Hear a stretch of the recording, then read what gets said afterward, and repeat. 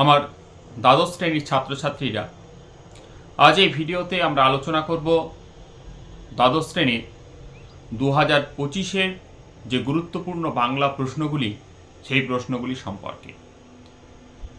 আজ যে কয়েকটা মাত্র প্রশ্ন এই ভিডিওতে বলবো, এই প্রশ্নগুলি তোমরা অবশ্যই করে যাবে। আশা করি আগামী যে পরীক্ষা তোমাদের আসছে সেই পরীক্ষায় এই প্রশ্নগুলো অতি অবশ্যই আসবে, তাই ভিডিওটি শেষ পর্যন্ত দেখবে। দ্বাদশ শ্রেণীর বাংলা সাজেশন। প্রথমে গল্প কে বাঁচায় কে বাঁচে। প্রথম প্রশ্ন, ওটা পাশবিক স্বার্থপরতা। কে কাকে কোন প্রসঙ্গে এই উক্তিটি করেছে? উদ্ধৃত অংশের তাৎপর্য বুঝিয়ে দাও। সার্সিতে আটকানো মৌমাছির মতো সে মাশা খুঁড়ছে। সে বলতে এখানে কাকে বোঝানো হয়েছে?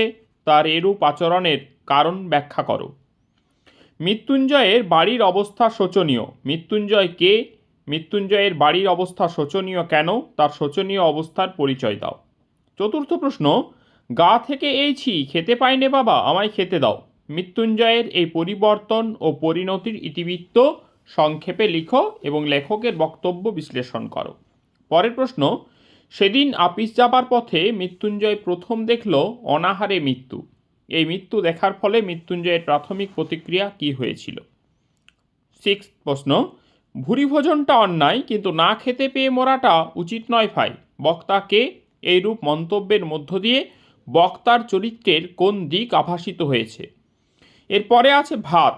ভাত গল্প থেকে যে প্রশ্নগুলি গুরুত্বপূর্ণ তার মধ্যে ফুটন্ত ভাতের গন্ধ তাকে বড় উতলা করে। কার কথা বলা হয়েছে? তার ভাতের জন্য উতলা হওয়ার কারণ ও পরিণতি। দ্বিতীয় প্রশ্ন, ভাত খাবে কাজ করবে। কী প্রসঙ্গে কথা বলা হয়েছে? উদ্ধৃত লোকটি কিভাবে কি কাজ করেছিল? এই প্রশ্নটি গুরুত্বপূর্ণ খুব। তৃতীয় প্রশ্ন, দাঁতগুলো বের করে সে কামটের মতো হিংস্র ভঙ্গি করে।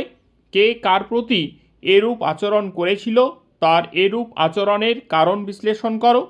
চতুর্থ প্রশ্ন, ভাতে হাত ঢুকিয়ে দিতে সে স্বর্গসুখ পায় ভাতের স্পর্শে। কে কিভাবে ভাত জোগাড় করলো?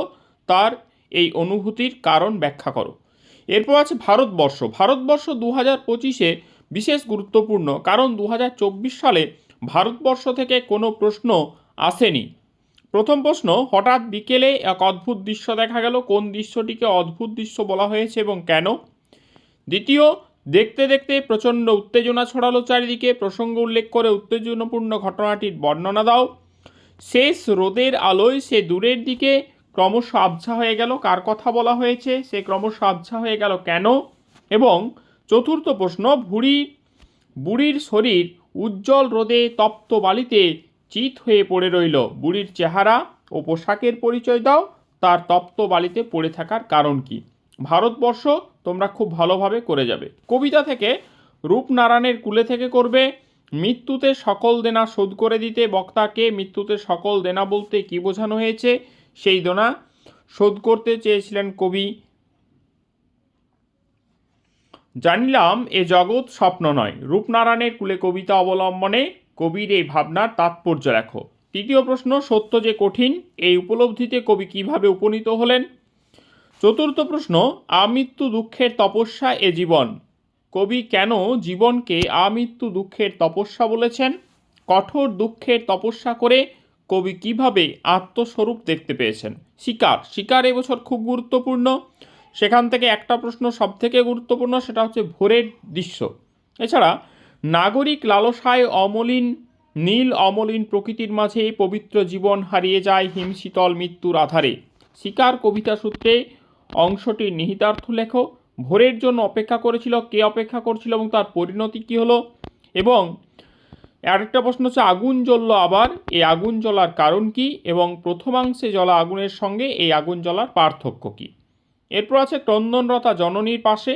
সেখান থেকে তোমরা করবে ক্রন্দনরতা জননীর পাশে কবিতায় কবি জননীকে ক্রন্দনরতা বলেছেন কেন? এই পরিস্থিতিতে কবি কী করা উচিত বলে মনে করেন? দ্বিতীয় প্রশ্ন, আমি কি তাকাবো আকাশের দিকে বিধির বিধান চেয়ে? কোন প্রসঙ্গে কবি এই কথা বলেছেন? উদ্ধৃতিটির তাৎপর্য বিশ্লেষণ করো। তৃতীয় প্রশ্ন, নিহত বাহের শবদেহ দেখে নাই যদি হয় ক্রোধ। নিহত ভাই বলতে কবি কাকে বুঝিয়েছেন এবং কবির মনোভাব বর্ণনা করো। এখান থেকে তোমরা মহুয়ার দেশে এবং আমি দেখি পুরোপুরি বাদ দিয়ে দেবে। নাটক বিভাব থেকে করবে তোমরা। আমাদের মনে হয় এর নাম হওয়া উচিত অভাব নাটক। অভাবের চিত্র বিভাব নাটকে কিভাবে প্রকাশ পেয়েছে। দ্বিতীয় প্রশ্ন, আরেকবার এক মারাঠি তামাশায় দেখেছিলাম। বক্তা মারাঠি তামাশায় কি দেখেছিলেন?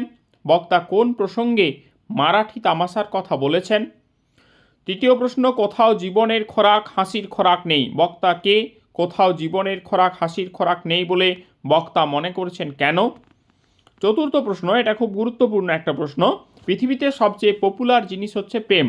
এই মন্তব্যের প্রসঙ্গ উল্লেখ করে তাৎপর্য আলোচনা করো এবং বিভাব নাটকে নাট্যরীতির যে অভিনবত্ব প্রকাশ পেয়েছে তা আলোচনা করো।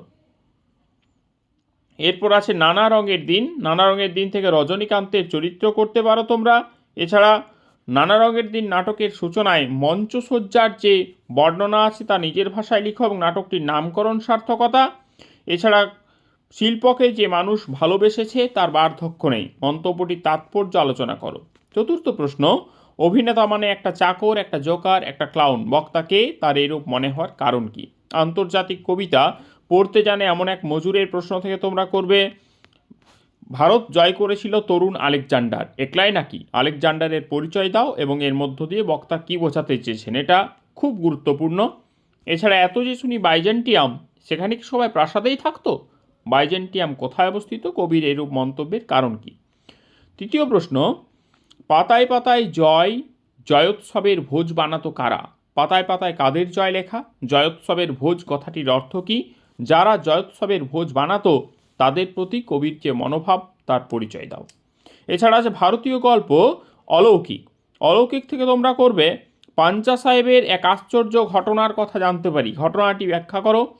দ্বিতীয় প্রশ্ন, খুব গুরুত্বপূর্ণ একটা প্রশ্ন, চোখের জলটা তাদের জন্য, বক্তা কাদের জন্য চোখের জল উৎসর্গ করেছেন এবং ঘটনাটি সংক্ষেপে লিখো। তৃতীয় প্রশ্ন, ঠিক হলো ট্রেনটা থামানো হবে। কোন ট্রেনের কথা বলা হয়েছে? সেটি কিভাবে থামানো হয়েছিল? আমার বাংলা থেকে তোমরা করবে চেংমানের মাথায় আকাশ ভেঙে পড়ে। চেংমানকে কেন তার মাথায় আকাশ ভেঙে পড়েছিল? গায়ের লোকে ঠাট্টা করে বলে চোট্টা সাধুর ছেলে হবে নির্ঘাত বিষে ডাকাত। সাধুকে?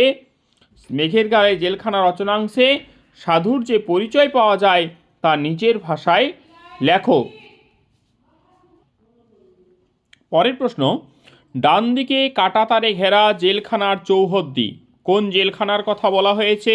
জেলখানাটির সংক্ষিপ্ত বর্ণনা দাও। আর এক রকমের প্রথা আছে নানকার প্রথা। প্রজাদের অবস্থা কেমন ছিল, পরে তাদের অবস্থার কি পরিবর্তন ঘটেছিল। পঞ্চম প্রশ্ন খুব গুরুত্বপূর্ণ, হঠাৎ একদিন ক্ষেপে উঠল কলের কলকাতা। কলকাতার ক্ষেপে ওঠা বলতে কি বোঝানো হয়েছে?